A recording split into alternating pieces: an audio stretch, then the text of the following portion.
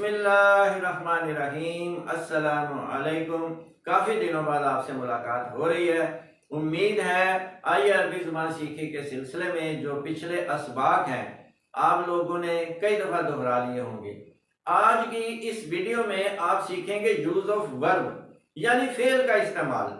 और जैसा कि आप जानते हैं किसी भी ज़ुबान को सीखने के लिए उसमें फेल का जानना बहुत ज़रूरी है और फेल का ताल्लुक तीनों ज़बानों से होता है, यानी माजी से, हाल से और मुस्तकबल से। और आज आप सीखेंगे इस वीडियो में फेल माजी। जैसा कि अंग्रेजी जुबान में वर्ब की 3 फॉर्म्स होती हैं, आप अच्छी तरह जानते हैं, जैसे go, went, gone, do, did, done, bring, brought, brought. लेकिन अरबी जुबान में ऐसा नहीं है। अरबी जुबान में 3 नहीं बल्कि 14 फॉर्म्स होती हैं, 14 फॉर्म्स होती हैं।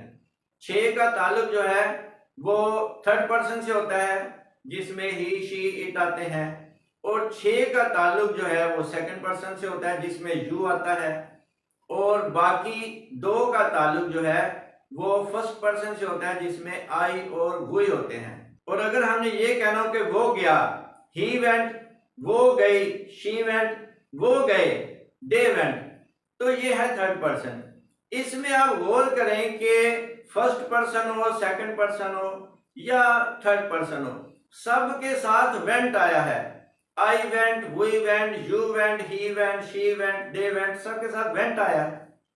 लेकिन अरबी जुबान में ऐसा नहीं है। अरबी जुबान में वर्ब अपनी शक्ल बदलता जाएगा। तो आइए आपको प्रैक्टिस करवाते हैं। जैसे गायब, गायब का जो सीगा है इसे हम कहते हैं थर्ड पर्सन, और इसमें आता है ही, शी, इट, दे वगैरह आता है। वो इसे हम उर्दू में वो से जुमला शुरू करेंगे। और पहला लफ्ज देखें, आमना। आमना ये गायब का सीगा है और मुजक्कर है, और इसका मतलब है वो ईमान लाया, एक बंदा। अच्छा ये देखें, ये वाहिद, तस्निया, जमा। अरबी जुबान में वाहिद के बाद डायरेक्ट जमा नहीं होती। जैसे हम कहते हैं ना, मतलब कि बुक, 1 बुक और 2 बुक्स।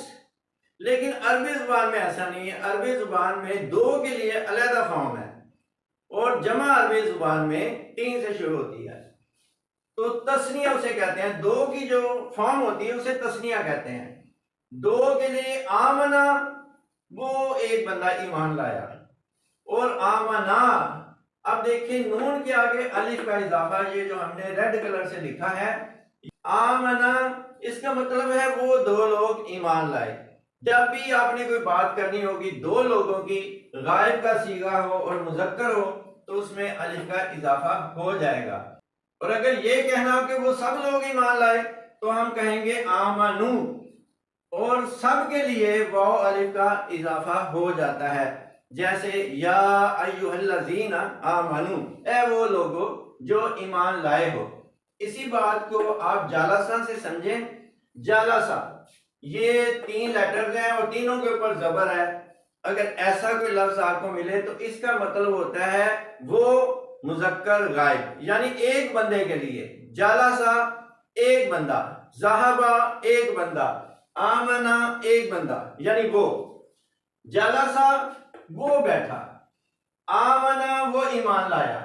इसी तरह ये लोग देखिए, ज़हाबा वो एक बंदा गया, ही वेंट, जालसा ही सैट। अगर कहना हो कि 2 लोग बैठे, तो उसके लिए जालसा के आगे हमें अलिफ का इजाफा करना पड़ेगा। जालसा एक बंदा बैठा, जालसा 2 लोग बैठे। और अगर ये कहना हो कि वो सब लोग बैठे, दे ऑल सैट, तो फिर हम आगे वाव अलिफ का इजाफा कर देंगे, जालसू। अब अगर कहना हो कि वो एक बंदा गया, ही वेंट, तो उसको हम बोलेंगे ज़हाबा। और अगर ये कहना हो कि वो 2 लोग गए, तो हम बोलेंगे ज़हाबा। और अगर ये कहना हो कि वो सब लोग गए, दे ऑल वेंट, तो हम कहेंगे ज़हाबू, आगे वाव अलिफ का इजाफा हो जाएगा। तो इसको जब आप बार बार दोहराएंगे फिर आपके जहन में ये बात बैठ जाएगी कि आमना आमना आमनू, जलसा जलसा जलसू, ज़हबा ज़हबा ज़हबू, ये तीनों अल्फाज तो थे मुज़क्कर गायब के। अब देखते हैं मुअन्नस गायब के जो 3 अल्फाज हैं वो क्या हैं। तो सबसे पहले हम देखते हैं वाहिद में, तो यहाँ पर लफ्ज दिया गया है ज़हाबत। ज़हाबत का मतलब है शी वेंट। और अगर ये कहना हो कि वो 2 लड़कियां गईं पास्ट टेंस में, तो दे 2 गर्ल्स वेंट, तो इसमें फिर इजाफा हो जाएगा ते के साथ अलिफ का, यानी कि ते अलिफ्ता का इजाफा हो जाएगा। अगर आप कहेंगे ना ज़हाबता, तो इसका मतलब है दे 2 गर्ल्स वेंट। और अगर आपने ये कहना हो कि वो सब लड़कियां गईं, तो यहाँ तो ते का इजाफा हुआ, यहाँ ते अलिफ्ता का, तो वो सब के लिए जमा मुअन्नस के लिए आप लगाएंगे नून, नून के ऊपर जबर, ज़हबना, वो सब लड़कियां गईं। और आइए अब चलते हैं सेकंड पर्सन की तरफ, यानी हाजिर की तरफ। और इसमें मुज़क्कर के 3 सीगे हैं और मुअन्नस के 3 सीगे हैं। मुज़क्कर में वाहिद में अगर हम ये कहेंगे कि तुम एक मर्द गए, तो तुम के लिए, इसके लिए हम ते के ऊपर जबर लगाएंगे, तो लफ्ज बन जाएगा ज़हाबा से ज़हबता। ज़हबता का मतलब होगा तुम एक मर्द गए। जैसे जालसा से करेंगे जलस्ता, तुम एक मर्द बैठे। इसी तरह फतहता, तुम एक मर्द ने खोला। ज़हबता, तुम एक मर्द गए। ज़हबतुमा तस्निया यानी 2 के लिए, तुम 2 मर्द गए। ज़हब तुम सब मर्द गए। You all man went. और इसी तरह मुअन्नस में देखें, मुअन्नस में क्या चेंजेस आती हैं। अगर कहना हो कि तुम एक औरत गई, तो उसके लिए भी हम ते के नीचे जेर लगा देते हैं। ज़हबती, तुम एक औरत गई। जलस्ती, तुम एक औरत बैठी। और अगर ये कहना हो तुम 2 औरतें गईं, तो उसके लिए जैसे मुज़क्कर में है इसी तरह मुअन्नस में है ज़हबतुमा। लेकिन जब कहना हो जमा में तुम सब औरतें गईं, तो उसके लिए तुन्ना का लफ्ज आ जाएगा ज़हबतुन्ना। और इसी तरह अब आ जाते हैं फर्स्ट पर्सन यानी मुतकल्लम इसे कहते हैं हम। इसमें आई और वी का इस्तेमाल होता है।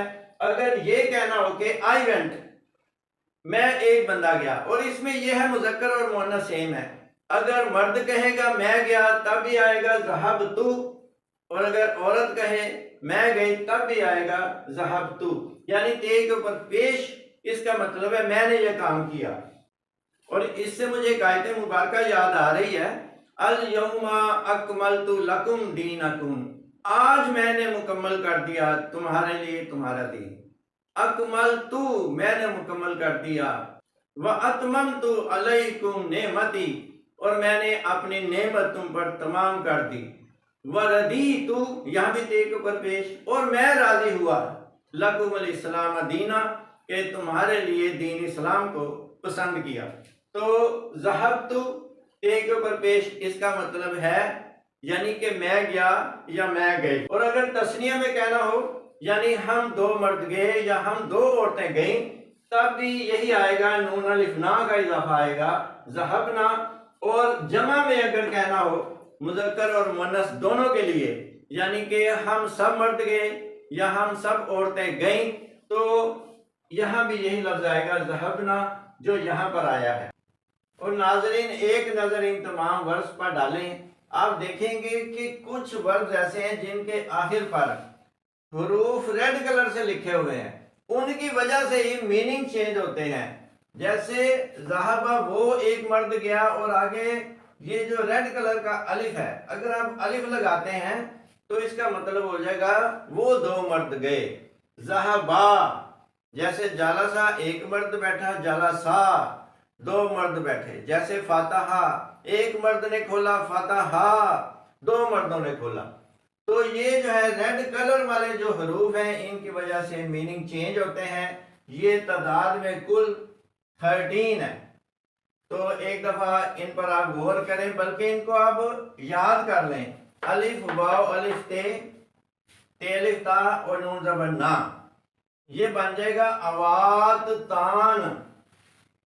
और फिर आगे ये थर्ड पर्सन में आ जाते हैं यानी वो में, और ये सेकंड पर्सन में आ जाते हैं ज़हबता, ज़हबतुम और ज़हबतुम। यानी तुम एक मर्द गए, तुम दो मर्द गए, तुम सब मर्द गए। फिर इस तरह ज़हबती ज़हबतुमा ज़हबतुन्ना, तुम एक औरत गई, तुम दो औरतें गईं, तुम सब औरतें गईं। और इसी तरह ज़हबतु ज़हबना, ज़हबतु मैं एक मर्द गया या मैं एक औरत गई, ये मुज़क्कर मुअन्नस दोनों के लिए सेम है। ज़हबना हम दो औरतें गई, हम दो मर्द गए, या हम सब औरतें गई, हम सब मर्द गए, ये चारों के लिए यही लफ्ज आएगा ज़हबना। लेकिन इसमें पॉइंट ये नोट करने वाला है कि अगर गर्दान आपने याद रखनी है तो इस तरीके से आप याद कर लें, इसके ऊपर गौर करें।